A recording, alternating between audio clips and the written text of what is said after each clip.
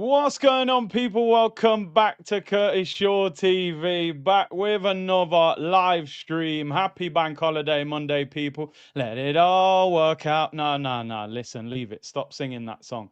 By the way, how many times did you watch the Eze announcement video? And how many times have you sang Let It All Work Out this weekend? I reckon adding the two together, I'm probably nearly at triple figures. I can't lie. But we're here, people. Why did the intro not play just then either? I tried to play it. It just cut out.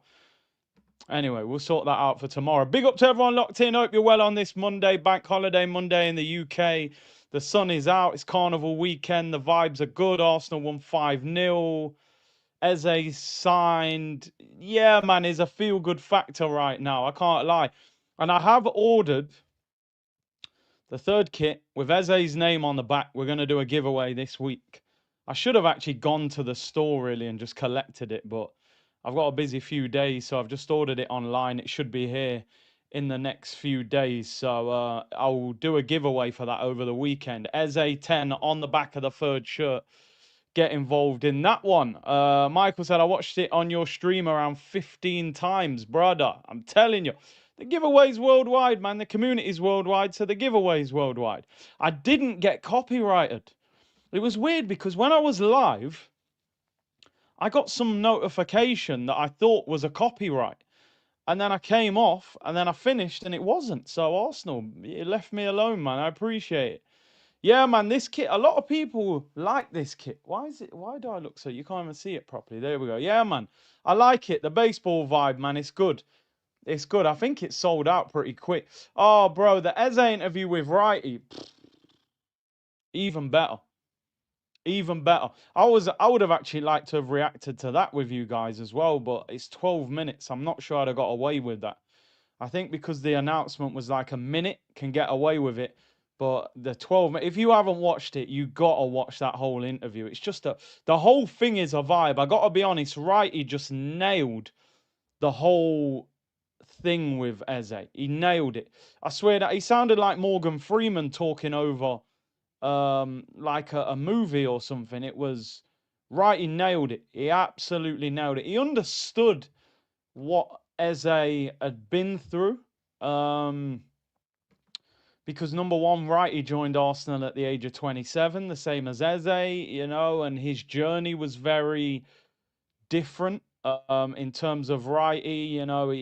He was signed as a professional very late in his career. I'm sure you guys have heard Righty's story. Eze obviously got released by the club, so I know that wasn't the same as Righty, but I just felt like there was a real understanding. And Aidan, listen, I've seen a lot of people say this. I've said this many times over the years.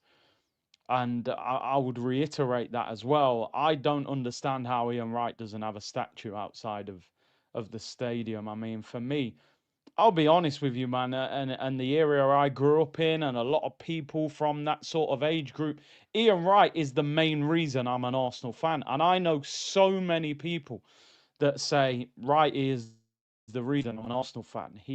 Wrighty had the streets, people. It's as simple as that. Wrighty, Rocastle, Kevin Campbell, these guys, but particularly Wrighty, he had the streets, the gold tooth, the dancing, so I don't understand. His influence at Arsenal is absolutely massive. It's massive. And the way he announced Eze, man, I just thought was amazing. Don said Curtis, I had little tears watching that interview. I'll be honest with you, man. I'm not a very emotional guy in the sense of not emotion, but feeling upset in that sense. Some of these, like the interview with Eze and the announcement, I was a little like, do you know what I mean? I could feel it, in my soul. It was like, yo, I don't think I've ever seen a player sign for Arsenal and feel, I've never felt so happy for a player to join Arsenal as that. Never in my life. It just, you could see what it meant to him because it's a fan signing for Arsenal. And that's what made it so special. It was like, it's not just a top player that's happy to join Arsenal. It's a fan signing for Arsenal. It's like one of us in the community joining Arsenal. Do you know what I mean? I saw your comment on that video. Yeah, I had to, man. I said, that's special, man. That interview was special.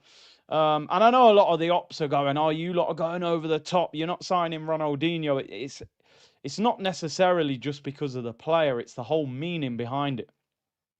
Pokemon Go said even Eze was close to crying. Yeah, man. It meant a lot to him. There's a video of Eze, family and friends singing It'll All Work Out in a restaurant. I seen that. That was after the FA Cup final when he won it for Palace. So, I mean, that song, I'm not lying. I think I've sang that song randomly about 45 times this weekend. Like, I'm just walking in the kitchen. I'm going to the fridge to get some apple juice. I'm just, I come down the stairs. I'm walking in the front room. I'm like, let it all work out. I'm like, why do you keep singing that, bro? You're just getting apple juice. I'm pouring it in the cup, like, let it all work out. I don't know what's going on. The whole weekend, I've just sang that song. I swear down, it's become his song. And I'm sitting there, I'm like, right, I got 5 minutes to myself. I'm like, I got 5 minutes till what should I do? Oh, I'll watch the Righty announcement video 5 more times. Do you know what I mean? And act like I don't know what he's going to say. I even tried to memorize the words. It got that bad. I swear down. Yeah, you lot going with the Lil Wayne version. I know what you're doing there. I swear down, I got to the point I was trying to memorize what Ian Wright was saying. I was sitting there, right? And I was like, do you want to create? Do you want to raise the roof? I swear, I went crazy this weekend. I swear down. I was vulnerable this weekend for Arsenal. They dropped any merch. I was weak. I was weak, people. I'm telling you now. I was moving mad. A real talk. Yeah, obviously, I mean, the obvious. When he says the obviously and the song comes on, that's the moment where you're like, who's cutting onions? Why are my eyes watering? You know what I mean? Mummy. Yo, I'm telling you, Arsenal, they've probably sold out so many Eze shirts this weekend. I can't lie, man. They got us with the PR and the emotion and pulling at the heartstrings, man. But yeah, we were vulnerable this weekend, man. Man sounds like my 7-year-old son going downstairs to get apple juice. Listen, deep down, we're all kids at heart, right? We're just big kids. That's all we are. Realistically, when you think about it, we're just big kids who just get older. Do you know what I mean? That's all we are. I need that shirt sent to Canada. Big up Dre. I don't know if it's still on the website. Anyway, I've been waffling. Let me stop waffling. Maybe we get one for another giveaway.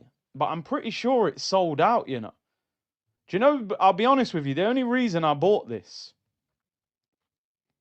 is when I was in Singapore on tour, obviously you guys know I had no clothes for 3 days because my suitcase never turned up. So I had to keep buying clothes.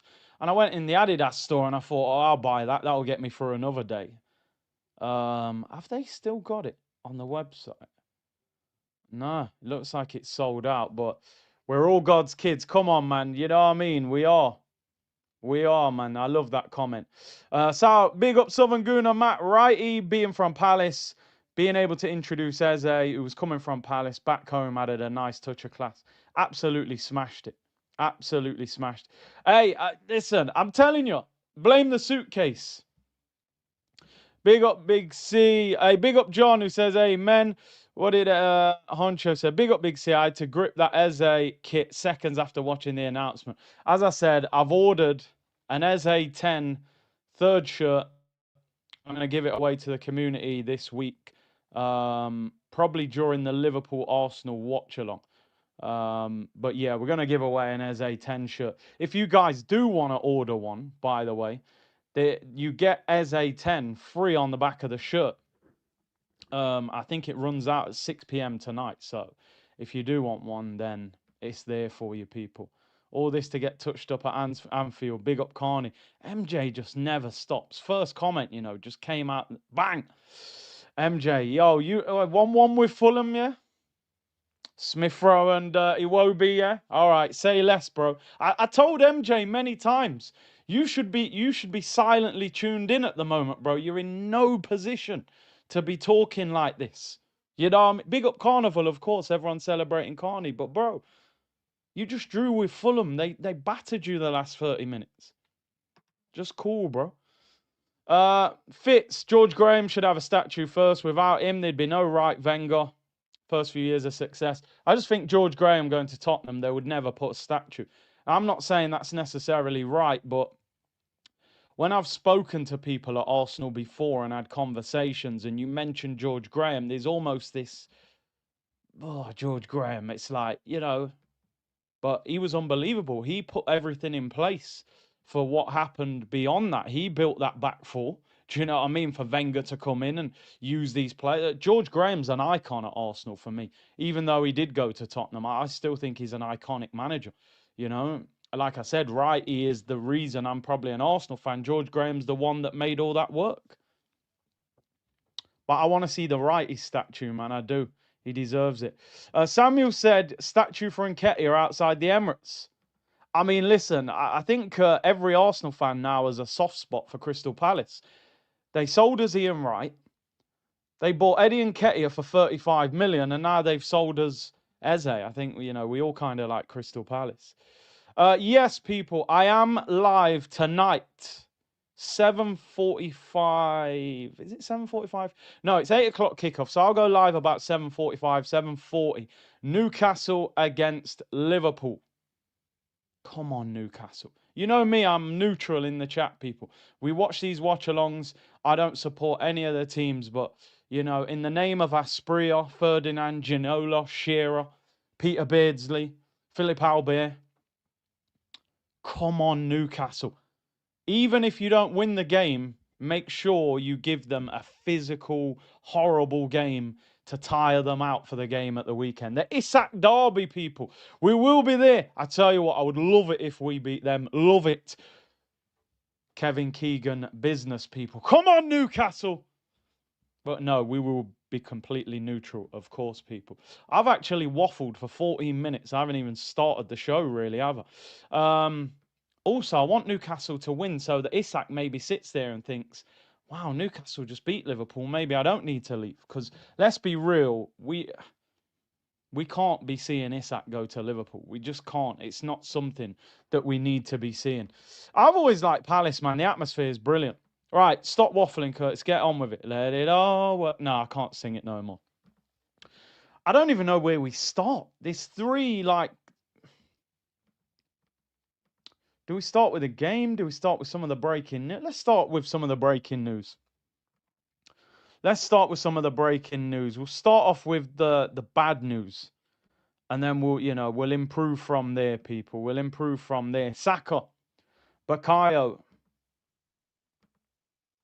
3 to 4 weeks. Now, a lot of people are putting this down as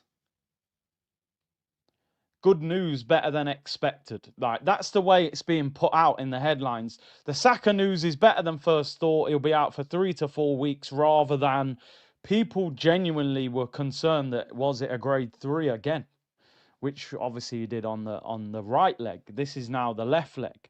I want to say, by the way, though, people, that this is still a big worry for Arsenal. Still a big worry. Now, yeah, cool. It's not the end of the world. 3 or 4 weeks, we have him back. Cool. I'll be honest with you, right? Having been involved in football for a long time and seen injuries of other players and sustained some injuries myself, I have to say that hamstring injuries are a major, major worry.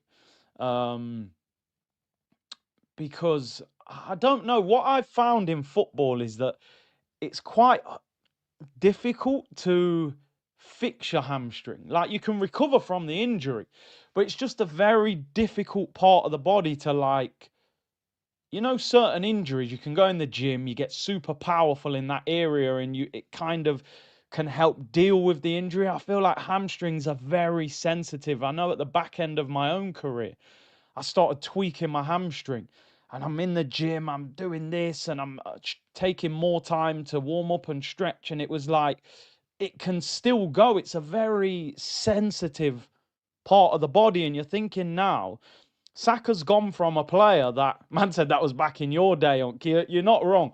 But he's a player that hardly ever got any serious injuries, to grade 3 on the right hamstring, which is a massive problem. Big scar on it.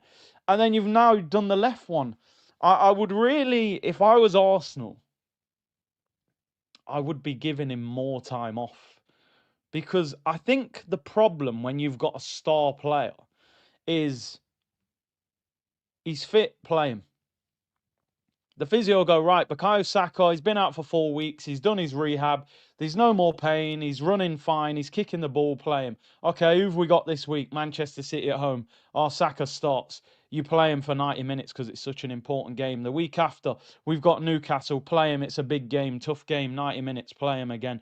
Play. Caught out again. Hamstring injury out again. I actually think Arsenal have got to almost...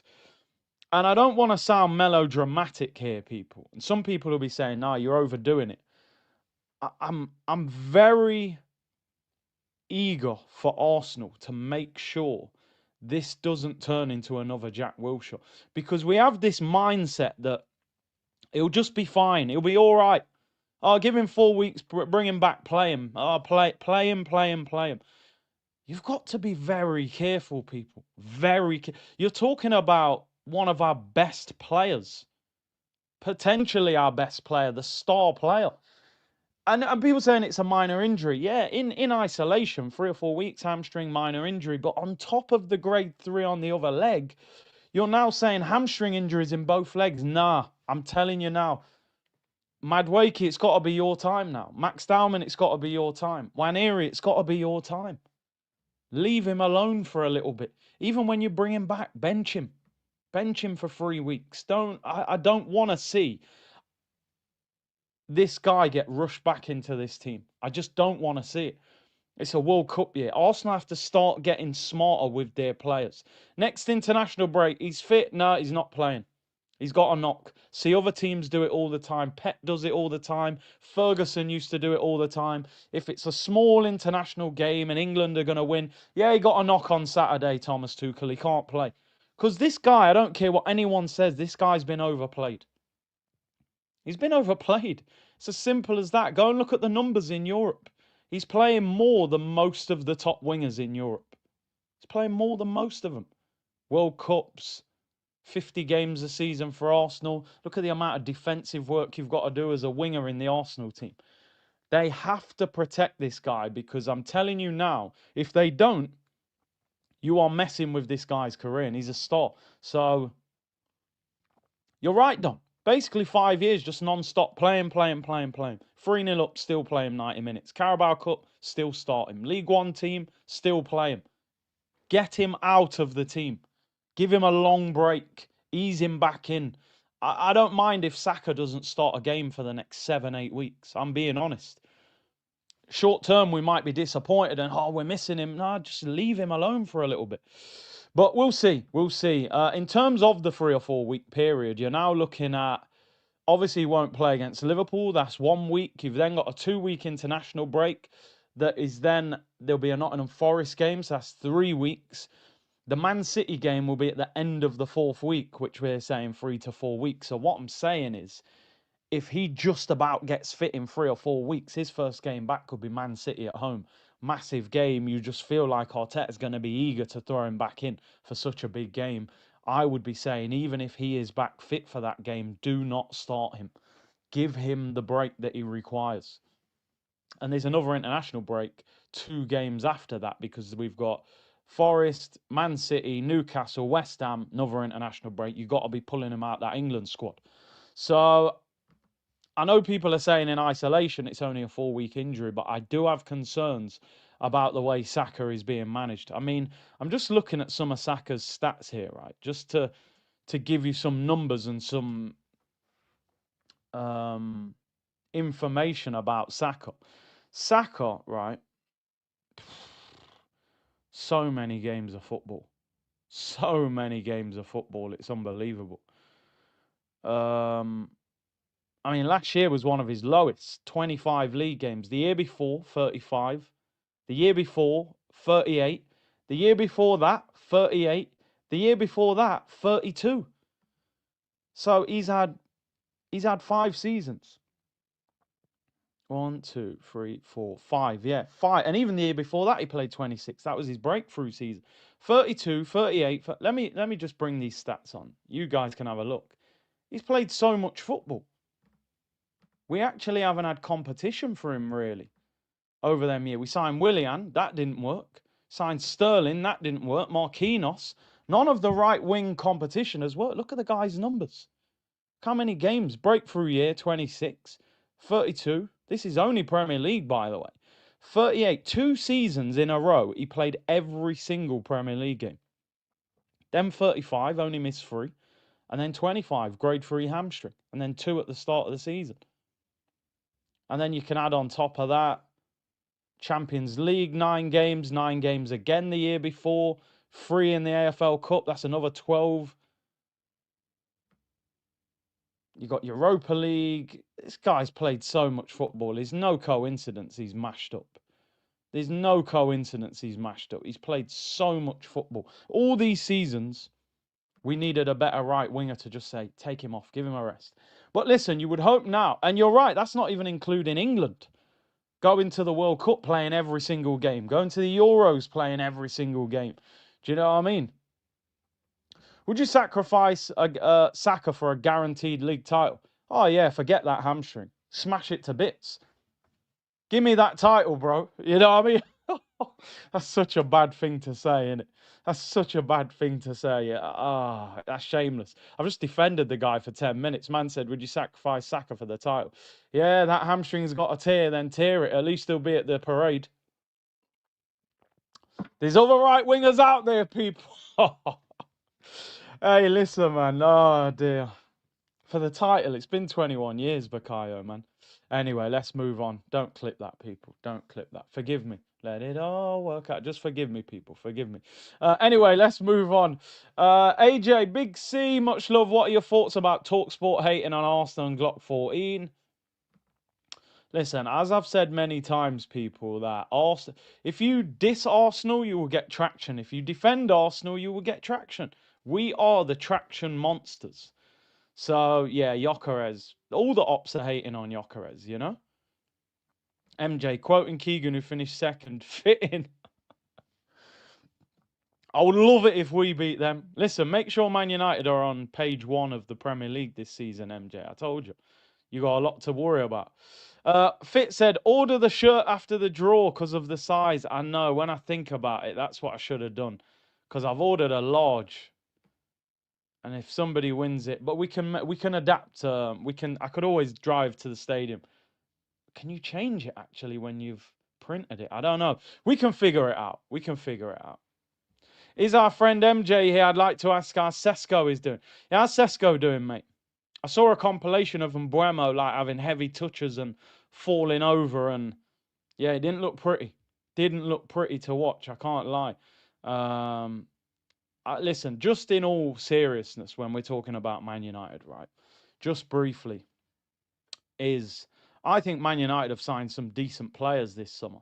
But I don't think Man United are going to do anything significant with that manager. I'll be totally honest. I do not see Man United achieving anything playing free at the back. They don't even have the personnel for it. You know, they turned down, what, 70, 80, 90? How much money did they get offered for Bruno? And you're playing him centre mid in a 2. Are you mad? Bruno? Nah, bro, you can't do that. That's like playing Odegaard in a 2.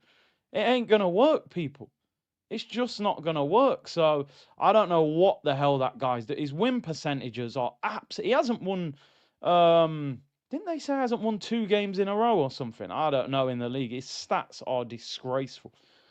Or it took him 29 games. People saying Fabrizio tweet, is it a bomber or is it just an update? What's he saying? He's probably recycling. Yeah, it's recycled information. I'm not even giving him the hype. It ain't no bomber. He's basically saying the same thing, which is what Fabrizio does. He's the best at it, to be fair. EXE, we buy gadgets. First merch in 10 years. Cop the 3rd kit Eze on the back. Jeez. The hype is real. The hype is real. If Saka got left out, as you say, Arteta and the staff would be destroyed with criticism. The manager and staff are damned either way. They're not, bro. Honestly, they're not. For people who understand that he wouldn't be. You cannot play him every single game. You can't. We're seeing the consequences of playing him every game. It's not working anyway. You know what I mean? I'd rather he misses a game than misses 7 games. So I would understand it, bro. I'm telling you now, I would understand it. You got to look after this guy long term. These players can't just play 50 games a season with the amount of running that they're supposed to do. Big up Victor, new member. MJ Saka will retire, and man are worried about Sesko. Nah, relax, man. Sesko, I mean, he didn't start, did he? He didn't start, so we give him a bye, but did you see Bruno's penalty issue? What's wrong with Bruno, man? Referee brushes past him, just, all right, give him a look. What's going on? All right, cool. Concentrate on the penalty. Man spent the next minute. Oh, ref, what are you doing? You didn't even apologise to me. Blah blah blah. He heads all over the place, and then he puts the ball in the River Thames. Sesko 002. Yeah, I can't lie. I don't care whether he started or not. He came on the pitch for 2 games. He ain't scored in 2 games. 002. I told you I don't want to hear no talk about Gyökeres. Don't want to hear no talk. 2 goals, 2 games. 100% record. Bang. Sesko 002. You're lucky they've got Burnley at home. If he can't score against Burnley at home, oh, mate, the slander's going to be crazy. Big up my bro Akeem in the chat. The slander is going to be crazy. Right, so Saka's out for 4 weeks. Nonny Madueke, your time, bro. Just when I thought Arsenal were done in the window, they go again. They go again. I mean, it wouldn't be a transfer window without Arsenal signing a left-sided centre-back and a goalkeeper. We seem to buy one every window. So, what do you know what's even more interesting about this, actually, is this morning Fabrizio tweeted Arsenal approach Bayer Leverkusen for Piero Hincapie, I think they call. I was calling him Hincapie, but then on Sky they were saying Hincapie. Hincapie. Ecuadorian international. So Tottenham are going in for him this morning. They offered loan deal with obligation to buy 60 million euros. An hour later, Ornstein says Arsenal working to sign Piero Hincapie from Hincapie, apparently, actually. Subject to the player's exit. 23-year-old defender told Leverkusen of his wish to leave, and he's prioritising Arsenal above others. Here we go again. Same old-ish dog, just a different day. There we go. Tottenham want him. Arsenal want him. Where do you think he's going? Tottenham need to understand there's a food chain. I told people this. I told people this. Do you know what I mean? We've become the lion grazing through the field, hunting down the gazelle. We used to be the gazelle, standing there thinking everything was fine, while Barcelona were lurking in the background, taking our players' offers, and Man City taking our players' offers. We are now the hunter. Oh, you want him, do you? No, you're not having him. Go and buy somebody else, you scrubs. Oh, Eze's coming to you, is he? Yeah, we'll see about that, mate. We'll see about that.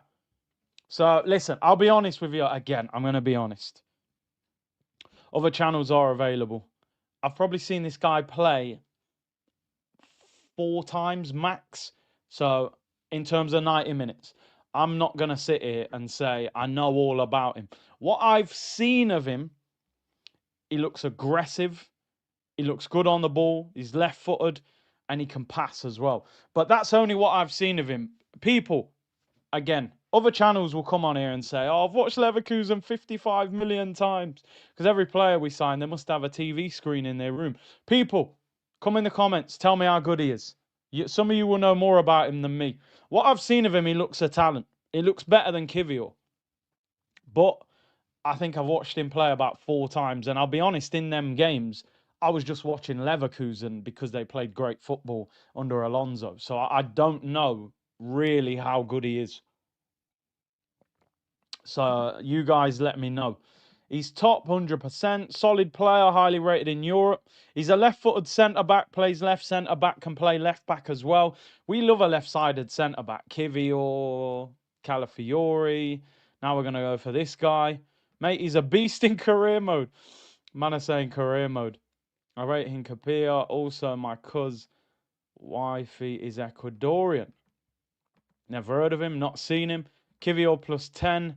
If Cala can't stay fit, he'll genuinely start left back for us. He's a very solid player. Berta v Vinay, easy work. H said when he started at Leverkusen, he was rash. He's tidied up now, wins a lot of duels. He'd probably end up left back. Do you think Miles Lewis Skelly will end up in midfield? It would be interesting. I definitely think he could play there. It's one of the rated players in the Bundesliga. So basically, just to give you a little breakdown, according to reports and what we're seeing, what we're reading, is that his release clause is 60 million euros, which is about 52 million pounds.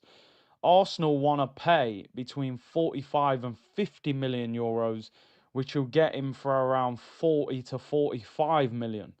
And obviously, as he's saying here, Arsenal is subject to player exits. So Arsenal are in negotiations with Porto about selling Jakub Kivior. That'll be loan with obligation to buy. Arsenal trying to get about 25 million euros.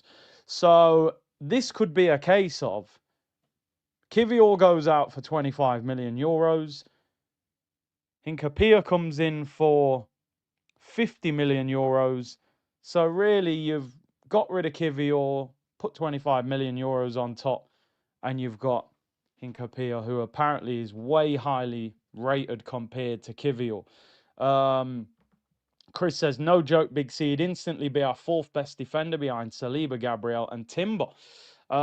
So yeah, listen, looks good, interesting, because I just didn't see Arsenal spending this much money, to be honest, and also on a defender.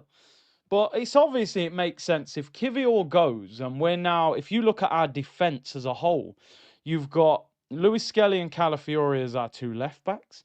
You've got Hincapie and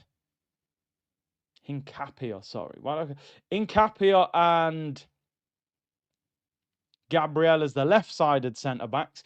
You've got Mosquera and Saliba as your right-sided centre-backs.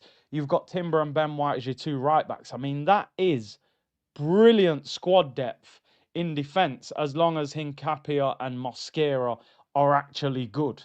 So then Kivior leaves. Maybe we try and get rid of Zinchenko, and we've got at least two players in every position. That gives us 8 defenders for 4 positions. So, yeah, it'll be interesting. It'll be interesting. I mean, a lot of people are saying we need a left winger. We still need a left winger. And whilst I agree with you, and we're going to talk about the left winger in a minute, I think from Arsenal's point of view, they're not even thinking that we need a left winger, because they're looking at it going, Trossard's got a new deal. At the moment, there's no sign of Gabriel Martinelli being sold, and he's on 180 grand a week. Eze, let's be honest, has been brought in to play on the left, although maybe in time he may end up putting pressure on Odegaard centrally, which is where I would play him and a lot of people would play him. But at the moment, he's here to play on the left. If you've got Eze, Martinelli, Trossard, Madueke can play there as well. They're not going to buy a left winger, in my opinion. If you look at a lot of the reports in The Athletic, Rodrigo was one of the players they considered going for with the Havertz injury. So they've effectively chosen Eze ahead of Rodrigo. So I just don't think we will be going for a left winger, unless there's an incredible deal with Rodrigo where maybe we can get him on loan, which I think is a stretch. I just don't see why Real Madrid would agree to that. If anybody watched Real Madrid last night, they won 3-0. Rodrigo actually started, and he actually started on the left, which is what he's saying he wanted to happen. Vinicius Jr. was on the bench. Rodrigo started. Rodrigo got dragged after 60 minutes, didn't do that much in the game, threw his shirt on the floor, was cursing, saying, "This always happens. I always get taken off," blah, blah, blah. Made a big, sort of fuss of being substituted and looked very unhappy. And I think he's starting to feel that pressure. Don't know if anybody's seen, but Rodrigo apparently is going to be left out of the Brazil squad. Which, although Ancelotti did say some of the players that are being left out are to just give other players a look, so maybe he doesn't feel Rodrigo needs to play. What didn't help Rodrigo as well is that Vinicius came off the bench and scored, and he got an assist for Mbappe. So it was like, there you go, you've had your 60 minutes on the left, you played average, you've been dragged, Vinny's come on, ripped the game up, scored, got an assist, that's you done, mate. That's you done. Sometimes these players, they have to be brave enough to leave Real Madrid, to leave Barcelona. It's only good being at Barcelona if you're important and you're playing every week. He's a squad player there. They look at him probably like how we look at Trossard, to be honest. Do you know what I mean? He could go to Man City and play left wing every week. He could go to Arsenal and play left wing. He could go to Liverpool and play left wing. So I think he needs to make a decision for his own career, to be honest. Do you know what, though? I would actually say I would I would sign Leao over Rodrigo. A lot of people wouldn't agree with that. I actually think Leao suits the Premier League more than Rodrigo because of the power and the pace and the height. The only thing I don't like about Rodrigo is he's very lightweight for a winger. It's a couple of times he gets leaned on, he's on the floor. You know what I mean? I think you've got to be strong in the Premier League. I'm not saying Leao's a better player than Rodrigo, but I think left wing in the Prem, I would take Leao over Rodrigo for the power, for the aggression, for the skill, for the height. I think he's more built for the Premier League. Rodrigo's a bit. You put an arm on him, he's rolling around the floor looking for free kicks, and I'm thinking, you ain't getting away with that in the Prem, bro. You ain't going Everton away. You ain't going Burnley away and getting away with that. Man puts a little arm on you and you're rolling around on the floor. That'll be an elbow in the nose, bro. It'll get even more difficult in the Prem. So I do love Rodrigo as a player, but he wouldn't actually be my number one priority. Hey, listen, Zaha, I gave up on that one years ago. People always Zaha, Rashford are two that I did go on about for a long time, but I've let them go. Stoke on a Wednesday night. There you go. Certain players, man. The Prem's different, man. It's relentless. Did you see Bruno's issue with the pen? What a rat. Do you know what I mean? He's a crybaby, bro. That's why United won't do anything. Imagine having him as your captain. Chronicles of eFootball. This ain't a Man U channel, but bringing on Maguire and Heaven at 1-1 against Fulham is wild. Long may it continue. Honestly, I'll always have a little joke about the ops if something's gone wrong over that weekend. That's football. That's what we do, right? But in all seriousness, Amorim is making that Man United team worse than they are. I'm sorry. I just don't care what anybody says. 18 months ago, Kobbie Mainoo was starting in the Euros next to Declan Rice. We're saying this is one of England's best young centre midfielders. He's now an unused substitute, and there's rumours he could be sold. They've got no goalkeeper. Both their goalkeepers are trash. They're playing a back three. You've turned Amad Diallo, who was probably one of the most exciting young wingers in the Prem, you've turned him to a right wing back. I mean, I'm sorry. And listen, I've got no horse in this race. And you're turning up with Casemiro and Bruno Fernandes in a two. I don't even know what you're trying to achieve. I don't even understand what the plan is there. Casemiro can't run. Bruno don't want to run. Not defensively anyway. So whatever he's trying to achieve, he's not achieving it. He's a lunatic with what he's trying to do. They are awful. Absolutely awful. How they haven't bought a centre midfielder and a goalkeeper is absolutely shocking. Absolutely shocking, honestly. But yeah, it's interesting. Tottenham got a massive win over Manchester City. To be fair to them, and listen, I am fair outside of the fun and jokes. I will give honest assessments. And listen, Tottenham look very good already.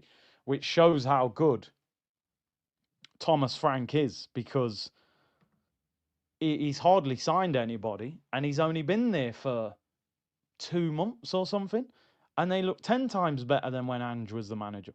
So fair play. They always seem to do a number on City. City look disorganized. That wasn't a normal defeat for City. They look a bit strange at the moment, City. I've never seen Pep fitting players into the team. Usually he has his team, that's how they're going to play. You've got to work around him. It's like he's shoehorning players into the team. He wants to play Mamouche, so he's squeezing him in left wing. Well, he's not a left winger. Do you know what I mean? He's not a left winger, so that ain't going to work. Why don't you buy a left winger? I don't know how Pep doesn't think Manchester City need a right back, because you don't win a title with Rico Lewis at right back. That's just not going to happen. Do you know what I mean? Kyle Walker's been one of the best right backs in the Prem for a long time. Obviously not anymore. And they haven't bought a right back. I don't get that. Noria, I've seen a lot of people hype him up. I think he's very good going forward. Defensively, I think he's average. I'll be honest. I think City can be got at this season big time. And James Trafford in goal, that ain't going to work. They'll probably get Donnarumma.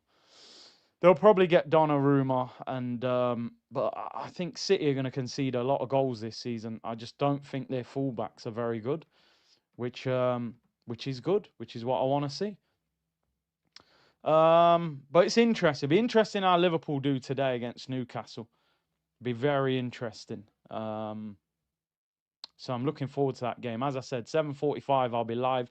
Big up everyone locked in. 3,400 of you tuned in. 27 on Twitch as well. Get the likes up, subscribe if you haven't already. How do you feel about the fact Arsenal look like they're going to spend about 45 million on another defender? Piero Hincapie from Bayer Leverkusen, 23-year-old Ecuadorian international, left-footed, left-sided centre-back, can also play left-back. Tottenham were set to make an offer this morning, but Arsenal have hijacked once again. This guy Berta is ruthless. I swear down, you're even more ruthless than I thought. This guy's going to drop 300 million in one window. This is going to be the biggest window in Arsenal history. And 2 hijacks on Tottenham. Jeez. This guy Berta, bro, you really are moving like a mafia boss. Real talk. We're a different team right now. Look at Edu. Edu's gone to Forest. And Nuno basically sounding like he wants to quit, saying that Edu signed a player and gave him to him without consulting him. They signed some French striker, and apparently Nuno knew nothing about the deal. He just turned up and said, we've signed this player. Nuno said, yo, bond that. I'll leave if I have to. You know what I mean? So, big up Don Berta, man. Curtis, you love Jesus. Are you asking me Gabriel Jesus or Jesus Christ himself? We need to clarify. Big up Elton, who said, we saw with Rodri how playing that much results in. Yeah, exactly. He was like the most played player, wasn't he, at City? Big C, what's your top Arsenal kit of all time? I've got a few, right? That question... Do you know what kit I love? I don't know why. Well, I do know why, obviously. I love this away kit, right? The home kits are kind of obvious. I love the Invincibles kit because of the history and meaning behind it. I love this away kit. It's not my favorite kit, but I wore this kit so much as a kid. I'll just show you the picture of it. I don't know what it was about this kit, but I wore this kit so many times. Let me show you. I love this kit right here that Thierry's wearing there. I don't know what it was about that kit. I wore that top so many times. So many times. I love that kit. Absolutely love that away kit. I actually had that kit and I don't know where it is. I'm hoping it's still in the loft or something. I love that away kit. Absolutely amazing kit. I wore it so many times. I had Omri 14 on the back of it. I put out a tweet the other day, right? talking about that Chelsea kit, that black Chelsea kit, the Total 90 kit. I said, yo, that kit is fire. I don't care if it's Chelsea. I said, I hope we go back to Nike. Now, a lot of people say, no, I hope, Adidas kits are better. I think you get less detail on the Nike kit. What I like so much about the Nike kits is they cross over into like the streetwear and stuff with the training kit. So they're doing tech fleece tracksuits now. Imagine having an Arsenal tech fleece tracksuit. That's just crazy. That's absolutely crazy. So yeah, I love that kit. I love the burgundy. I don't know how Arsenal haven't brought out a burgundy home shirt. I just don't understand. We know that they love playing on PR on the fans. How the hell are you not re-releasing that kit? I've still got that kit. I think I've wore it on stream. How are you not re-releasing that kit in a more modern version? That's a set that sells out on day one. If you imagine re-releasing that with a round neck and just with gold. Oh my! You re-release that, that's selling out straight away. Straight away, that kit is selling out straight away. The heritage behind that, I love that kit. Absolutely love that kit as well. Do you know what? We should actually do a show just looking at some kits because there's so many, and you guys can put them in the chat. I love the gold one. I've got the gold one upstairs. Will Todd! I've got that one. Although it's showing you that gold. I actually had that gold kit as well. Alexis Sanchez equaliser, Man City. But the gold 02 was, geez. Again, surprised they haven't. I suppose that was the re-release of that one, to be honest. Adidas will draw for it when they need to. I'm sure they'll bring out a burgundy kit at some stage. Bruised Banana was amazing as well. The re-release Bruised Banana when Aubameyang was there, I thought that one was good as well. So yeah, I'm going way off topic. We're gonna do I might do a show. Might do a show during the international break. We'll look at kits because it always gets a bit quiet during that period. Hincapie, like EA Sports is in the game. Big up white glove, EA Sports. It's in the game. AMSN, I personally think our priority should still be selling Martinelli, buying Leao or Semenyo. We still need more quality on the left. Martinelli time is over. We cannot shoehorn. I would sell Martinelli. He didn't even come on the other day either. Yeah, Turkish would be good on the show. He collects a lot of the old kits as well. So maybe we could do an OGs kit special during the international break. I'm sure he'd do that. What a name, English Idiot said. The problem with this is if we sell Kivior for around 30 million, get a replacement for around 40 million is a loss. I get Kivior wants first team games, but they up Trossard's wage to keep. Can't they do the same? I think with Kivior, though, it's just not about money, is it? He's not asking for a new contract. He wants to start. It's a World Cup year. He wants to make sure he's in that Poland team. So I think a lot of the time, when players want first team football, you've got to give them the move. Not all the time. Mummy, yeah, at the start of the show. Big up, Gary. Warren said, can't believe they got rid of the Nike ball for Puma. It's horrible, innit? Money, innit? Nike, I was told a long time ago that Nike are so big, they are quite arrogant when it comes to negotiation with things. They're like, listen, we'll pay you this, but it's Nike, so you should be desperate to have Nike. Where Puma have probably thrown a massive bag of money at the Premier League to take the Nike ball away. Elliot said, I collect kits too, Curtis, since 98. We're definitely going to do a kit show. I've got a few kits. Maybe I'll get a few kits out and we'll go through some kits and do a tier list maybe. I think that's a great idea for a show during the international break. And you guys maybe can tell us some of the kits you've got. I do agree with us getting rid of Martinelli and bringing in another winger. Semenyo would be perfect. Strength, speed, and 2 feet. Yeah. Big up Joseph, new contract, but maybe you could still get him. Halfwit, new member, big up to you, bro. Big up DMW with a super chat. If we spend 60 million on this guy, it brings it to 280 million spent in this window. Don't want to hear any more excuses. We'll be at a billion. We'll basically be at a billion, so there is no more excuses for him. Any idea where Eze will be expected to play, says Ritesh? I think he'll play left wing, bro. I think he'll play left wing. Andrew said if we get Newcastle, if we get to Newcastle invincible, we are winning it. So that would be Liverpool, Manchester City, and Forest. I think get through Newcastle, and even then, I wouldn't be able to say we've won it. But I am of the impression, and I could be wrong, but I've just got this feeling that we need to beat Liverpool. I don't know why. And listen, if we drew at Anfield, it's not a bad result, to be honest. It's probably the most difficult away game in the Premier League for us. But I just feel like sometimes you've got to beat your direct rival. I just got this feeling we've got to go and beat Liverpool. I wish nowhere to run and hide. Arteta just need a left winger and a left back. Well, this guy will be the left back slash. He doesn't seem to ever want to buy an out and out left back. It's always a left centre back that can play left back. Sometimes I think you've just got to buy a left back. Watch out for Martin. Don't know who that is, bro. Upcoming superstar. Big up MB.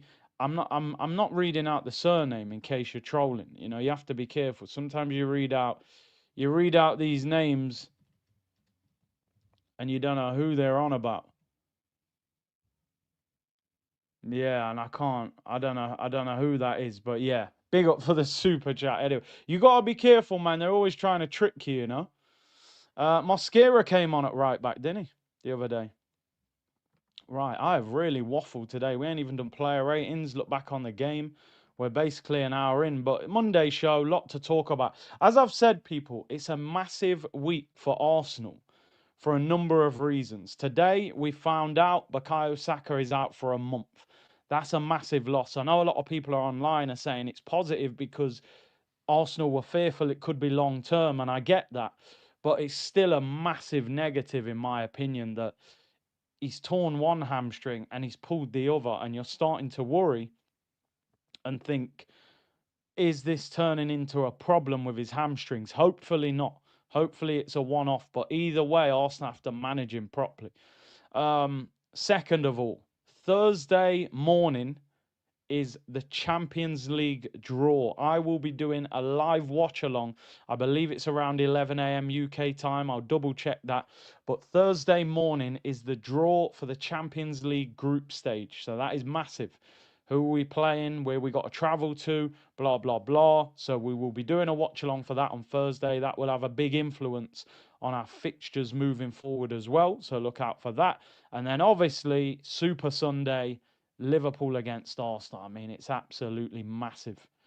It's absolutely massive. That game needs no explanation. And then on Monday, just going into next week, the transfer window closes next Monday. I'll be doing 3 shows on Monday, Shaw Sports News, and I'm hoping still that we do something else. Could we get a Rodrigo? Is this still another attacking signing? Listen, I might do 3 shows and we don't sign anybody, but it's going to be a massive 7 days, that's for sure. So, yeah, Saka out, transfer window closes, Champions League draw, and Liverpool against Arsenal. So, yeah, let it all work out, man. Let it all work out. When are you going to Dundalk? I am going to go to Dundalk at some stage because I've used them as an example so many times. I do owe them. I will go to Ireland and go and watch Dundalk play. I've been to Ireland before. I had a really good time there, man. I really enjoyed it. Yo, C-Unit, what do you think of the Chelsea away jersey? Is that, if you're talking about the black kit they played against West Ham, I think it's fire, but I like it a lot with the total 90 thing. Oh, it's 5 p.m. Is it 5 p.m., right? So they moved it. Usually it's in the morning. Fair enough. Big up. I appreciate it. That's better for me anyway. I'd rather do it at that time. Okay. Yeah, cool. Yeah, you're right. 5 p.m. Yeah, so we'll do that. We will be there for that, people, on Thursday. Timothy King says, been watching your streams for 2 seasons. You're doing a great job, bro. Much love from Nigeria. I appreciate that, man. Big up to the community, man. Legends, all of you. We've gone past 101K already. So the next climb begins, people. The next climb begins. Have you seen Wrighty's interview with Eze where he asks him where he wants to play? Anywhere was his answer. Just happy to be on the pitch.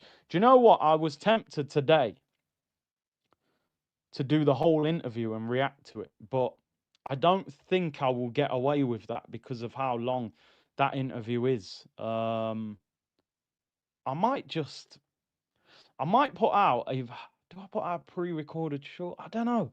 I would have liked to have react to it, but I think because of the time of it, it's 12 minutes. I don't think I'll get away with it. I don't know how I got away with the intro. I played it 4 times. But yeah, man, it's a great interview. Theo said, Big C, hello from the land down under. Yes, I watch games at 1 a.m. in the morning. Commitment levels, man. Commitment levels. Smirk said, I watched this channel for 5 years. I've never had my comment pinned. Hope this finally goes. Big up, Big C.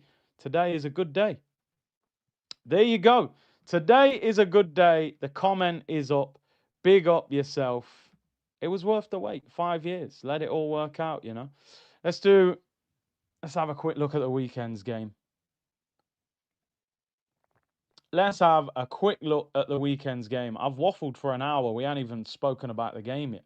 Yeah, no, Matt, I just said it, man. The Champions League draw Thursday, 5 p.m. I will be doing a watch along for that. So as I said, massive week in terms of Saka's injury, Champions League draw, Liverpool game, and then the transfer window closes on Monday. Apologies if my stream was lagging then. It should be back to normal now. Right, let's have a look over the weekend's game. 5-0 win against Leeds. How do we break down this game? Listen, if you beat anybody 5-0, it's a good day at the office, right? That's ultimately what it is.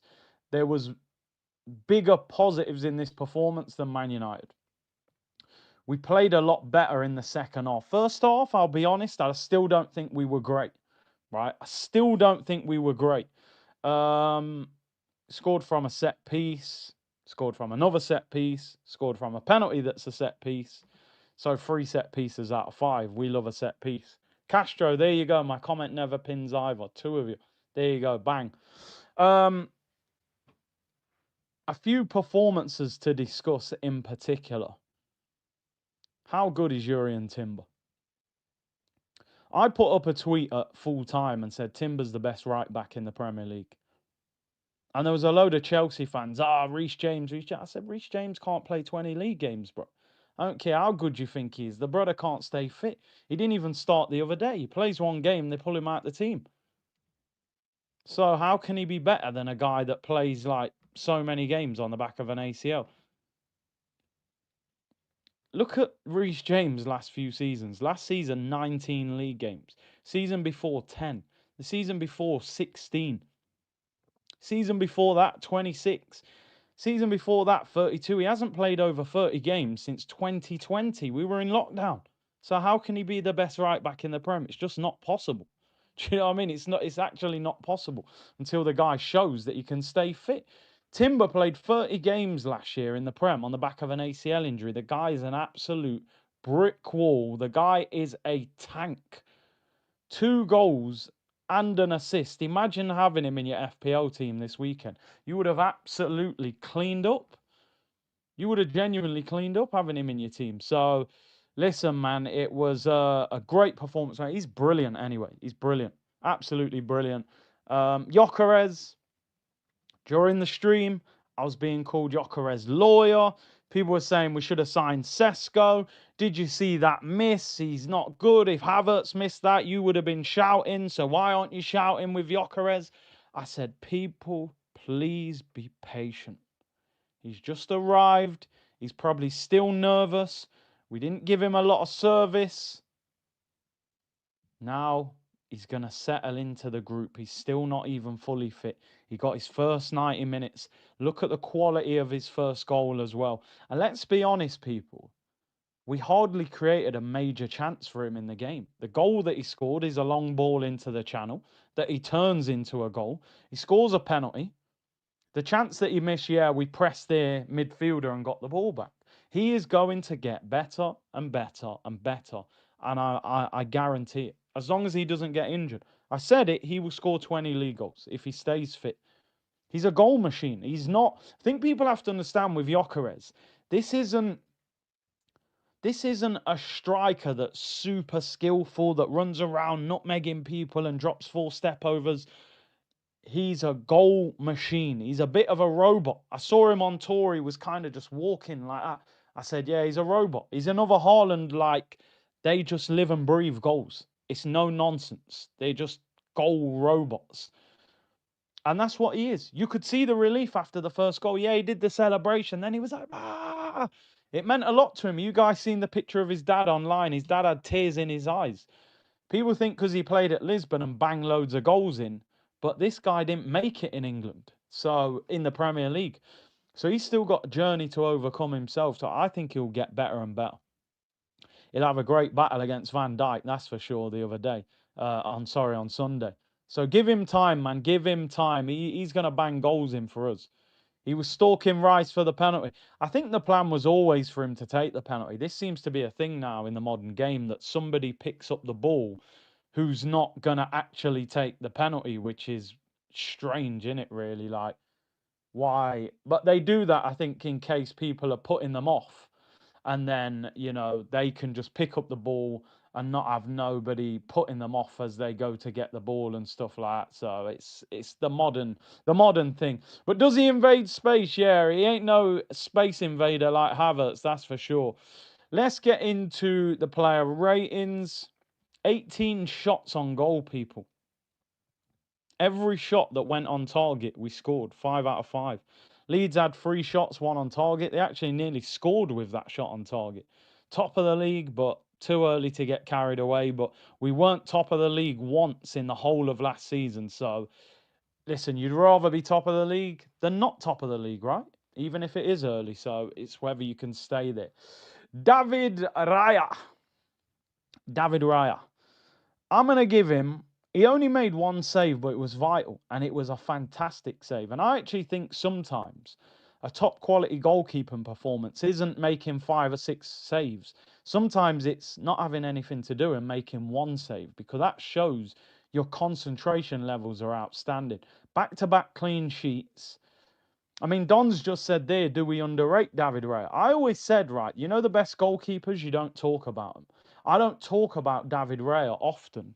And I think that's credit to how good he is. And you know what? Maybe I do underrate him a little bit. Maybe I do. We sat here and went crazy. Oh, Ramsdale's going. He's been so good. Nobody talks about Ramsdale no more. He's sitting on the bench for Newcastle. He's an outstanding goalkeeper. I'd say after Alisson at the moment, he's the best goalkeeper in the Prem. With Ederson looking like he's going to leave. So I'm going to give him 8 out of 10. People say only made 1 save. His distribution was quality. His handling was good. Concentration levels are excellent. Jurriën Timber, it's quite simple. 10 out of 10. Right, keep it moving. I just spoke about him. 2 goals, 1 assist, clean sheet. The guy's an animal. Best right back in the Prem. 10 out of 10. It needs no explanation. Like Ian Wright said, people, in the Eze video. A rhetorical question. A question that doesn't need an answer. There you go. 10 out of 10. Man of the match. Best right back in the Prem. Keep it moving. Timber! What a signing for £40 million, by the way. Do you know the thing? What I didn't even realise, and we spoke about this before, Timber's 24 years of age. 24. Do people understand how young this guy is? He's going to get better and better. He's not even a natural right back. He's actually a centre back. The guy is an absolute beast. What a player. Let's talk about the wild horse. Dun, dun, dun, dun, dun, dun, dun, dun, dun, dun. Red rum, people. Red rum Calafiori. The wild horse. I've never seen a left back that attacks so much. He's a lunatic. He's in the penalty area trying to score. I don't get it. I don't know how he does it. 8 out of 10. Really good game for him. Again, really good game. He's had a good run of form. Lewis Skelly didn't have a great preseason. He's given this opportunity to get him in the team. A lot of goal involvement. You know, he got 2 assists, people. He actually set up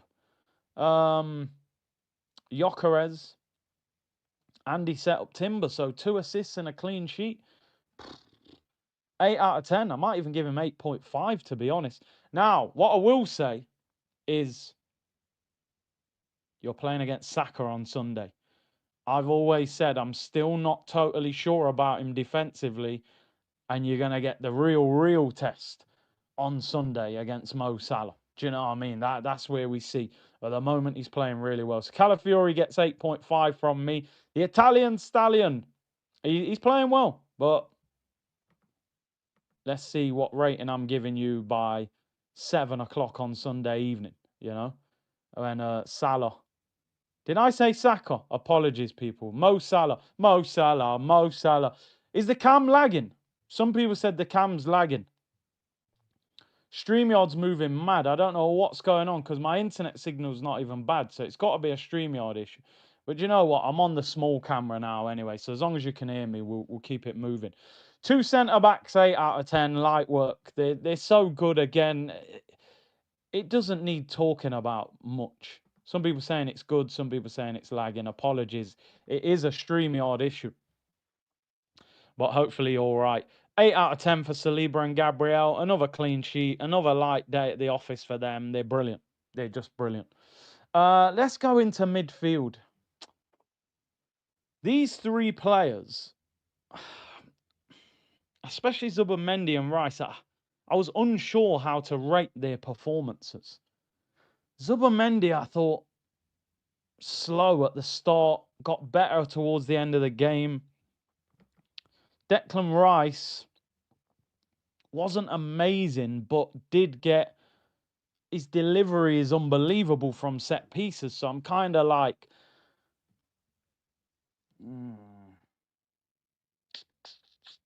just I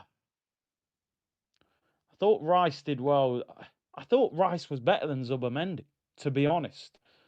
But most of you give me your ratings for Zubi. I was going to give him 6.5, but you're all saying 7. I'm going to go watch the video again. People still watching the announcement. 6-7. 6-7. There you go. I was going to give Zubimendi 6.5 and Rice 7. Rice intercepted the ball for Saka's goal. Exactly. I thought he played better. Do you know what? I'll give them both a 7. No, I think Rice was slightly better. 7 for Zubimendi, 7.5 for Rice then. I'm being kind. He played better second half. I thought first half he wasn't great. He's adapting to the speed of the Premier League. Rice was better. He got 2 assists. He won the ball back for Saka's goal. He was better than Zubi. I'm being kind as well, I think, giving him a 7. I would have given him 6.5. But yeah, you're right. He lost the ball, but at least he was trying to pass forward. So we're looking for progression. He is going to take time to adapt to the Prem. He is going to take time. Martin Odegaard, I mean, he came off early, so I'm just going to rate him a 6. I'm going to say it, people. We played better when he came off. We played better when he came off. This ain't me hating on Odegaard. This ain't me saying he's a bad player. This is just me telling the truth. We played better when Odegaard came off. Why? Because we played quicker.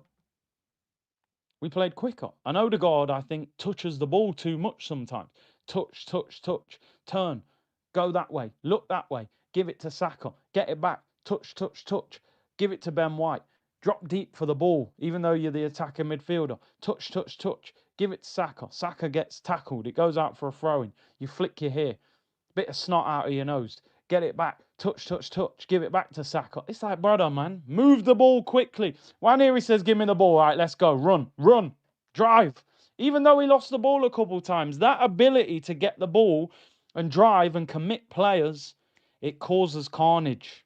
It opens up the game Two players come to you, somebody else gets left free. You never see Odegaard. When's the last time you see Odegaard get the ball and drive past players? He will drive into space, but he won't go at players and try and take them on. So for me, we played better once Odegaard came off. And I've said so many times on this channel, Odegaard is a talented player.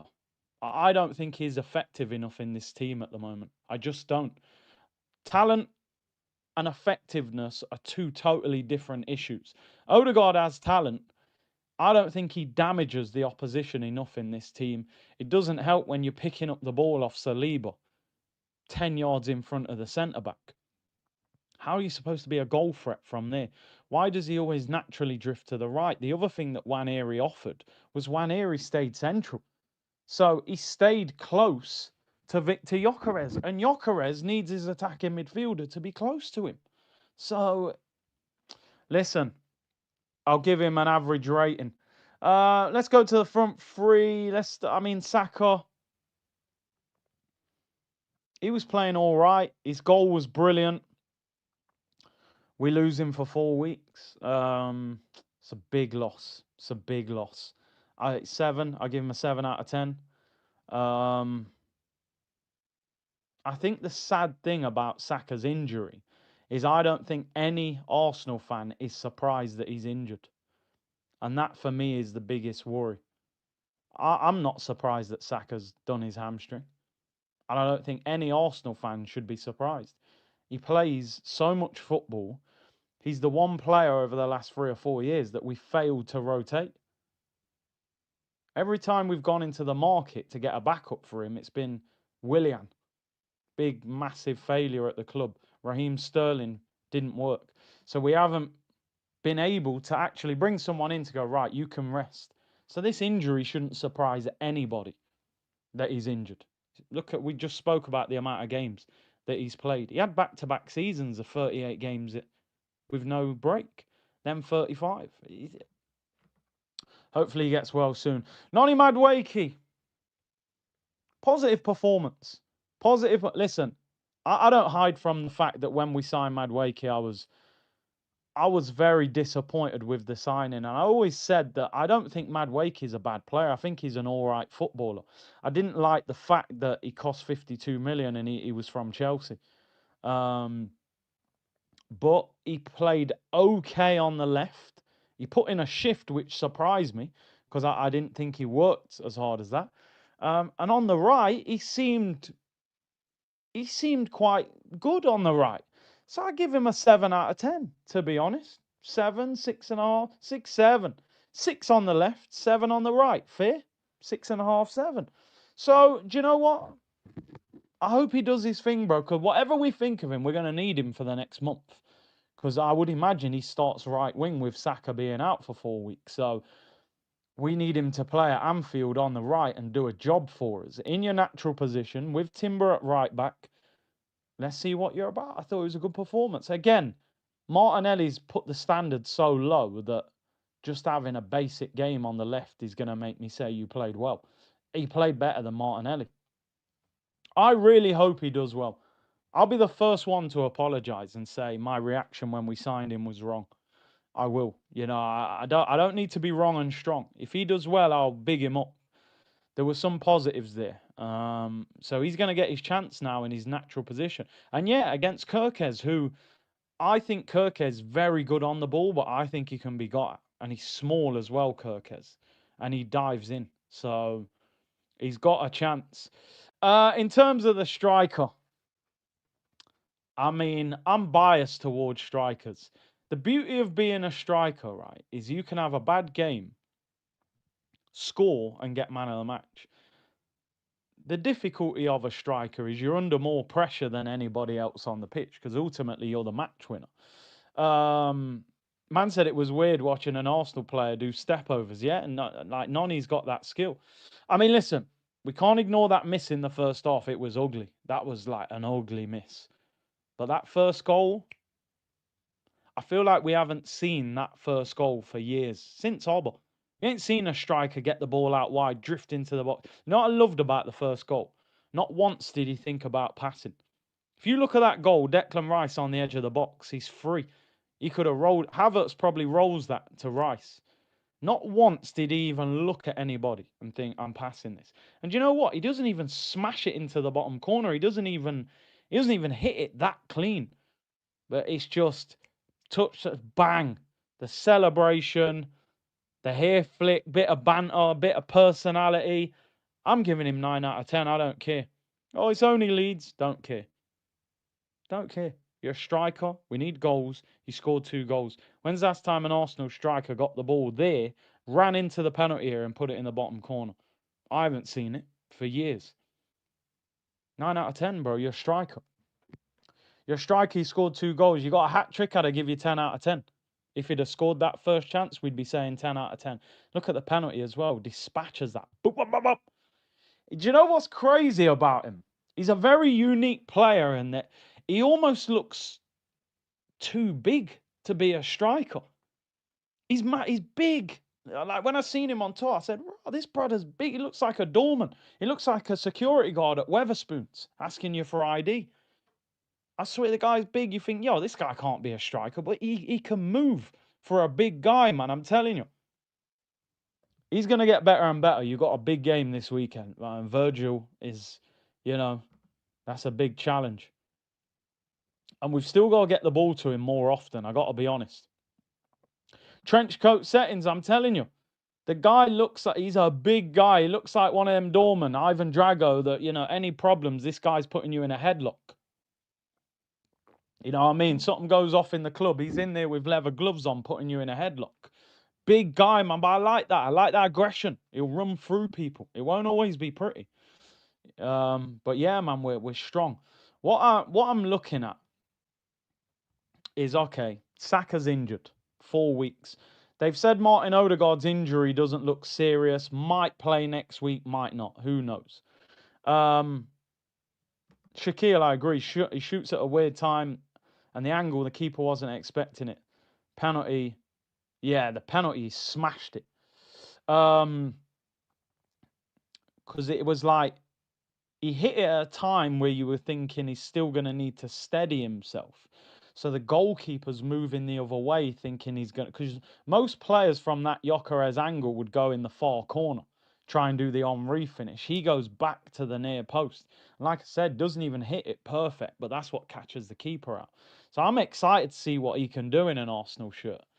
So yeah, I'm always biased towards strikers though. He does make good runs. We just got to learn to find him. He'll get better. Benjamin said, I'm happy you're now admitting Madueke needs time. We got to see a lot from that fast attacking baller, bro. Come Anfield. Like I said, man, it's for 52 million, would I have signed him? Not necessarily. However, I think now we've signed Gyökeres and now we've signed Eze. It takes some of the pressure off Madueke now. Because you're saying, okay, we don't need you to start on that left-hand side. We need you for times like this. Saka's out for 4 weeks. So now you're going to step in. Last season, that's Raheem Sterling, possibly.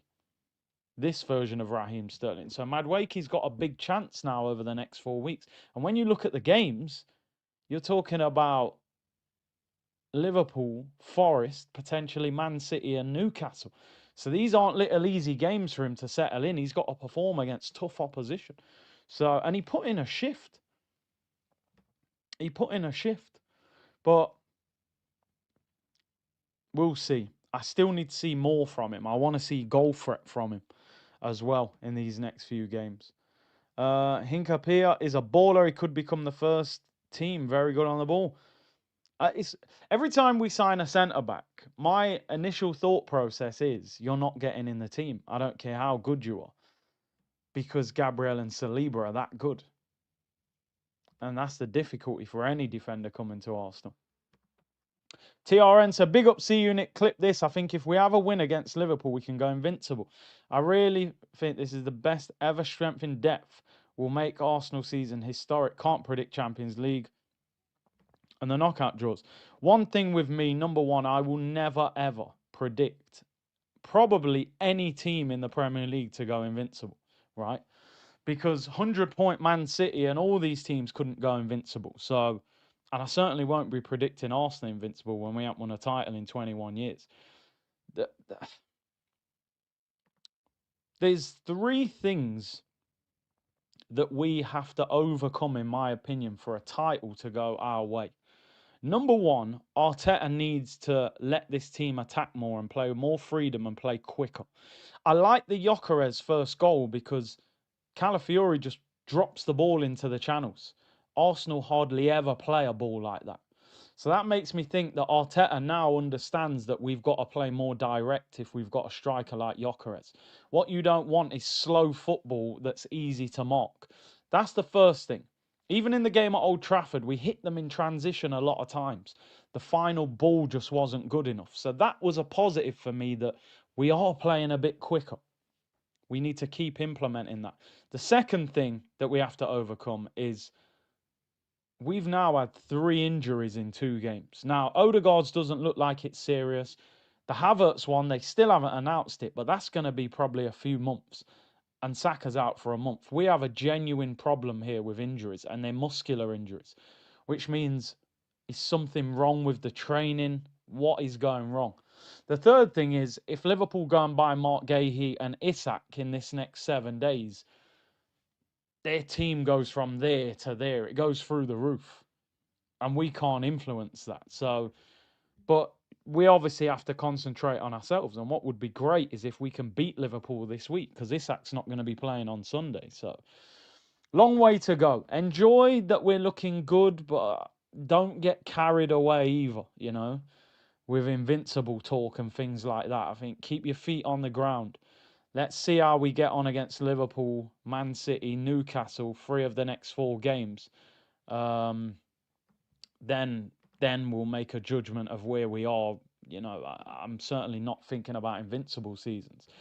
Big up Mohammed with the super chat. Appreciate that. LSU said, subject change spending. 2 years of trending down on transfers. Now a record summer. No ruling on Manchete violations. Does the transfer spending reflect the club's knowing something we don't? That's a good question. Has it got anything to do with Man City? I mean, Man City to me, Man City don't look like a team to me that are worried that they're going to be getting done in a courtroom. They look very comfortable. Pep signed a new deal. Haaland signed, didn't he sign like a 9-10 year contract or something crazy? They spent nearly 200 million in January. They spent nearly 200 million now. Are they doing that because they might have a period where they can't spend? Or are they doing that because they're like, yo, we're cool, man, don't worry about it. We're getting away with this. Do you know what I mean? They just look very comfortable to me. They'll turn up with too much money, too much lawyers and say, yo, Premier League, you're not built for this. You ain't got the money to do this.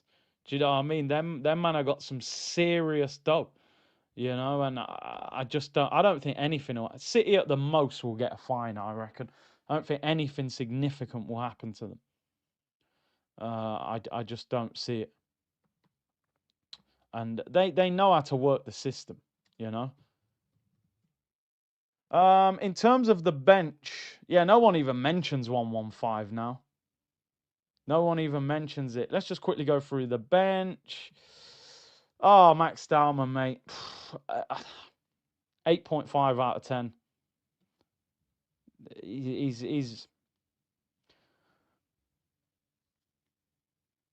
He's doing more than some of our established players when he's coming on. And you know what? Let me give some credit to Mikel Arteta. Yeah, you heard that right, people. You never give Arteta credit. I'm giving him credit right now. I love the fact that he gave him those minutes. I thought he'll bring him on for 5 minutes at the end, just say, there you go. He gave him like 30 minutes. I have to reiterate, he's 15 years of age. And every time he got the ball, he tried to do something positive. He tried to get us up the pitch. He took that fullback on. He won free kick. He won a penalty. Let's go 9 out of 10. He's quality. He's 15. I'm not looking at him thinking, oh, he's a 15-year-old, ain't that good that he's getting minutes. I'm looking at him going, you're playing better than Martinelli. You're playing better than Trossard. It's class. Look at the way he won the penalty. Bang, just hold that. Nah, man, he's serious. He's serious. 9 out of 10. Skelly, I can't hardly remember Skelly touching the ball, to be honest. So I give him 6 out of 10. Ethan lost the ball a few times, but you brought something that we lacked in the game, bro. You drove through the middle of the pitch. We need runners. That's what Eze's going to bring to the team. You need players that can commit bodies, take people on. Odegaard doesn't do that. Lost the ball a bit, but changed the game for me. 7.5 for Ethan Nwaneri. Trossard was poor when he came on, lost the ball too much. Didn't rate his performance. Mosquera looked decent at right back, but he's not up against a lot in Leeds, to be honest. Give him a 7. He was decent, but could he play there against better opposition? But good that he can play on the right. So, listen, there's still things that we need to work on, because I still think that first half was a little bit slow, a little bit get the ball to the striker's feet, and we kept crossing the ball. But we are seeing better things. At Man United, we hit them on the break multiple times at speed. The final ball just let us down. Against Leeds, 18 shots on goal. You know, dominated the game. 5 shots on target, 5 goals. 2 goals for the new striker. I believe we'll get better and better and better. But it's what we can do at Liverpool. And that is a very big game. He-Man said, do you think Arteta is moving on from Nelly? Poor last season, poor pre-season, anonymous against United, suddenly Trossard new contract, as a bomber, 0 minutes against Leeds, Saudi money incoming. I hope he is. I hope he is. And I've liked Gabriel Martinelli over the time he's been at Arsenal. But as a team, sometimes you have to evolve. You have to evolve. And there might be players that have been a fan favourite in the past, and you've got that emotional attachment, and you keep saying, oh, I think we can get them back. You've got to move on from that. I'm sure there's Man City fans 2 years ago that loved Jack Grealish. He's out the door. You know, Raheem Sterling was putting up crazy numbers at Man City. He's out the door. Sergio Aguero is one of the greatest Man City strikers they ever had. Out the door at the right time. The reality of the situation is, this Arsenal team is getting better and better. We're trying to win titles, win Champions Leagues. We have not got time to wait and see if Gabriel Martinelli can get his form back. We ain't got time for that. We've watched you for the last 18 months, and it ain't good enough. I watched the guy in pre-season, stood right next to the pitch. He was awful in pre-season. Lack of end product, lack of intelligence on the ball. If you can get a decent offer for him, you sell him. It's as simple as that.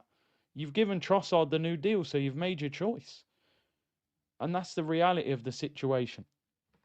Arsenal, some of these players came in 2-3 years ago. Zinchenko came in that first season. Inverted in midfield, looked quality. Martinelli was balling out. Gabriel Jesus was outstanding that first 6 months. Odegaard was balling. Now, sometimes you reach a point, you go, okay, we've gone up another level. So now Odegaard's struggling in this team. Jesus had massive injury problems. Zinchenko's not good enough to play at left back. Do you know what I mean? Martinelli's not performing, and you've got to go, thank you for being part of the journey. You either become a bench player or you sell them. And if you've got Trossard, Eze, Madueke can all play on the left, I don't think there's a need to keep Martinelli on 180 grand a week if somebody is willing to pay good money for him. That's my opinion. Elton said, we play better without Odegaard. He's been programmed for the secure approach, while the young ones don't even think about this aspect. Bro, you're spot on. You're spot on. Nwaneri and Max Dowman looked like they had no instructions yesterday. No instructions. Saturday, sorry, not yesterday. Give me the ball, I'm going to run at people. I'm going to excite people. I'm going to make defenders double up. I don't care. I'll win corners. I'll win free kicks. I'll win penalties. I'll drive. With Odegaard, it all seems like, here's a piece of paper. When you get the ball, do that, that, and that, and then give it to Saka. And when Saka gets the ball, do that, that, and that, and cross it into the back post. Dalman went, give me the ball, I'm going to take on this left back. Nwaneri went, I'm going to drive through midfield. And we need more of that in the team. And that's what Eze needs to bring to the team. DJ McDaddy, so happy we are pointing forward. I think at the moment, This is a really positive time to be an Arsenal fan. I think we got to enjoy, as a fan, you have to enjoy the moments. We're in a good moment at the moment. Things can change. We go to Anfield and get cooked. Monday morning, Arsenal therapy. It's panic. Transfer window, final day. If we win, we're going, oh my God, and that's how crazy things can change in football. But we're in a good moment, but they have to continue to build on it. And that might mean you've got to sign another player. That might mean you've got to be brave with your team selection. I'm looking at Anfield. I'm thinking, how do we set up at Anfield? Gyökeres up front. You probably move Madueke to the right. Do you play Eze on the left if Odegaard's fit and leave Eze in the 10? Or do you put Eze in the 10, sorry? Or do you put Nwaneri in the 10? I don't know. How do we set up at Anfield? Because remember, Liverpool will attack us. They'll leave space. You've got to hit them in transition. How do you... People saying you can't even like the stream. Now, what are YouTube doing me dirty here? What the hell? Oh, no, I can actually. Well, no, I can't because it's my own stream, but the option's there. How do we set up? Because do you bring Martinelli back in? I don't really want to see him playing. Would you play Eze in the 10 and play Trossard, Martinelli on the left? Or do you leave Nwaneri in the 10? See, I would like to do that. I just don't think Arteta will trust Nwaneri in the 10 against Liverpool at Anfield. He's a cautious manager. I just can't see him doing that. I think he'll play... Well, if Odegaard's fit, he'll play Odegaard and Eze maybe on the left. Will he trust Eze on the left? Be interesting. Yeah, Friday. We'll do that on Friday. We'll wait. Newcastle have just had an offer turned down by Wolves for Strand Larsen. £50 million. I swear, Newcastle, every bid they make gets rejected. That offer would tell you that they're still trying to replace Isak, because I think they're going to sign Wissa from Brentford.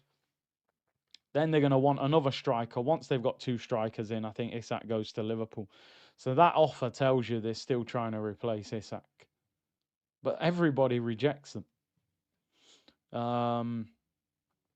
Yeah, we'll talk about that in more detail on Friday. I suppose that's more for Friday. 2 stories, then we'll round up and get out of here. Gabriel Jesus. He is back in training. He's in light training, individual training, just some light running. And he's kicking the ball and stuff like that. According to reports, he'll be out for another couple of months before he can get involved in games. But listen, good to see him back. You want everybody available that's possible. I just really wanted to ask the community, listen, I don't think there's any chance Gabriel Jesus is sold quickly because his wages are big. Unless a Saudi club comes in for him, I don't think any of those Brazilian clubs could maybe cover those wages. I know he was being linked to a move to Brazil. Would you loan him out to get him football to try and then sell him in the summer? Or do we keep him as another squad piece and leave him around for the rest of the season in rotation? I mean, I don't know. What do you guys think? Would you be happy to have Gabriel Jesus on the bench, can play on the left, can play up front? Do you loan him out to get him game time? What do you do with Gabriel Jesus? What do you guys think? Fitz, my plan, I say plan, my plan is to do the member stream on Wednesday. That's my plan. And I'm trying to do a Friday night stream as a 100k celebration stream, get some guests on and just have a chat and look ahead to the weekend's games. There's no Premier League game on Friday night. Sell in January for 30 mil. You'd be lucky to get 30 mil, bro. I tell you that. On the back of an ACL injury and 200 grand a week. You'll be lucky to get 30 million. But it's interesting. Good to see him back, though. Listen, no matter what's going to happen for him in his career, it's good to see him back. And the final bit of news was Rodrigo. Rodrigo has instructed his agents, Pini Shahavi and Kia Jarabchin. Remember Kia Jarabchin, who seemed to have Edu in his back pocket, to explore a new destination for him this summer. Clubs that have expressed interest were left with the impression that the player was not fully convinced about leaving Real Madrid. And this is in The Athletic. I've said this multiple times on this channel, right? I don't think Rodrigo is desperate to leave Real Madrid. I think he's hanging on to the Real Madrid thing. I think the more the weeks go on, Rodrigo is understanding that this situation is not working for him, right? He's been benched a lot. He played last night, didn't play well on the left, got dragged off the pitch, threw his shirt down in frustration when he came off. Vinny comes on the pitch, gets a goal, gets an assist. It's like, look, Madrid probably don't even need him. So I think if somebody went to Real Madrid and went, there's 75 million, 80 million, I think somebody signs him. I think he gets pushed out the door by Madrid. But he's obviously not that keen to leave, which is why Arsenal probably didn't go for him, because we've heard a lot of times that Arsenal want players that really want to come here. If you've got Rodrigo going, well, I'm not sure, I kind of want to stay at Madrid. And Eze, I mean, you've seen how much it means to Eze. I mean, we're now reading that Eze rang Mikel Arteta personally to get the move to Arsenal on the day that Tottenham had their bid offered and accepted. So basically, the story they're saying is on Wednesday, Tottenham made an offer officially for Eze that was accepted. That deal was going to progress rapidly, and Eze actually called Mikel Arteta personally and said, look, before I progress with this Tottenham deal, I need to know whether there's a chance of me coming to Arsenal. And apparently Mikel Arteta said, we've got a board meeting in a few hours. Just give us a few hours before I get back to you, because Havertz's injury had come out and they were looking to see what replacement they should go for, whether they were going to go for a striker or go for a winger or an attacking midfielder. And then after that board meeting, Arteta got back in contact with Eze and said, basically, we've discussed it and we're signing you. We've already spoken to Crystal Palace. The deal's done. Eze called Arteta personally, bro. Read it. It's in The Athletic. I'm not capping. He called him personally to say, can I get that Arsenal move? Arsenal had obviously spoken to him in the summer and apparently already agreed a deal with Palace, but they never put an offer with that to say, we're going to go and buy him. So he was going to be left with going to Tottenham. I mean, even this, he said, I remember the day I got released, my mum said a prayer. She was praying that this reverse would happen. For me, this is a realization of a prayer that we prayed 20 odd years ago. This is deeper than anyone can understand. I know it's meant to be. I mean, listen, those things there are priceless, because it means more to him to play for Arsenal. The guy's desperate. He's talking about when he got released, he kept his old Arsenal shirts. He dreamed of playing for us. This guy has actually got himself the move to Arsenal. If he'd have just kept quiet, he probably ends up a Tottenham player. So this is a deeper meaning, which is what. And listen, some of the ops have been, oh, why are you so hyped about Eze and the Ian Wright interview and the announcement video? It's genuinely the best Arsenal announcement of a player that I've ever seen in terms of emotion, connection, the meaning. I've never seen a player sign for Arsenal and it means more to them than what we've seen with this guy. It's unbelievable. It's unbelievable. And it's just, can you imagine if we win the league with this guy in our team? It's just, the story's there. You just hope it can happen. I think he'll be a top player for us, but we've just got to. The thing that I've realised with Eze at Palace, he has a lot of freedom, and I just hope he gets the freedom. Listen, I loved it when Oba signed. That announcement was amazing. I didn't have the same excitement for Aubameyang signing for us, because I loved Aubameyang the player, but we'd sold Alexis Sanchez 2 weeks earlier to Man United. So getting Aubameyang was like, you've just replaced somebody that we needed anyway. Do you know what I mean? So, yeah, man, this signing was incredible. And yeah, I've seen TalkSport hating. Oh, it's a cringy announcement. Well, they was hyping the guy up for 4 days when O'Hara thought he was signing for Tottenham. We've snatched him from Arsenal. No, you haven't. C Unit, it's the right decision with Eze with an easy thought process for Eze. Do you know what I like? Do you know what I really like is And again, people, clip this up. Giving Arteta credit. What I will give Arteta credit for is you have put us back in a situation where a lot of these players really want to play for us now. You know, you look at some of the transfer windows that we had. Unai Emery's first season, you look at the state of that transfer window, although a lot of that I think was down to lack of money.